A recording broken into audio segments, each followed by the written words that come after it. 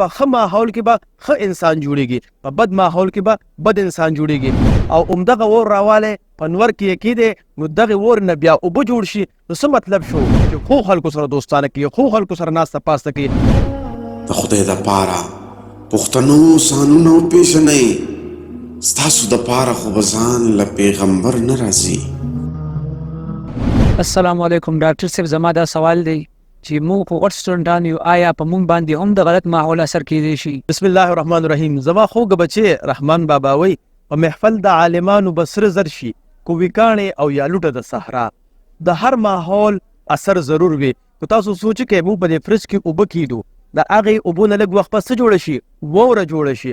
او همدغه اور راوالی په نور کې یې کیدی نو دغې اور نه بیا اوبه جوړ شي. نو څه مطلب شو چې د اوبو نه وره جوړیږي په یخ ماحول کې، او په ګرم ماحول کې د همدغه وره اوبه جوړ شي. نو انسان په ښه ماحول کې به ښه انسان جوړیږي، په بد ماحول کې به بد انسان جوړیږي. نو زما دا خواست دی، خو سټوډنټ غټ دی او که وړو کې دی، ایون زموږ په ایج کې چې خلک وي نو هغې لم پکار دی چې ښو خلکو سره دوستانه کوي، ښو خلکو سره ناسته پاسته کوي. کو بدو خلکو سره ناسته پاسته کوي ضرور به عادتونه خرابېږي او بد انسان به ترې جوړیږي. او که ښو خلکو سره ناسته پاسته کوي، که هغه سټوډنټ دی، که هغه استاد دی، که هغه په هر عمر کې دی، نو هغه نه به ښه انسان هله جوړیږي چې ښو خلکو سره ناسته پاسته کوي. د خدای دپاره پښتنو ځانونه وپېژنئ، ستاسو دپاره خو به ځان له پیغمبر نه راځي.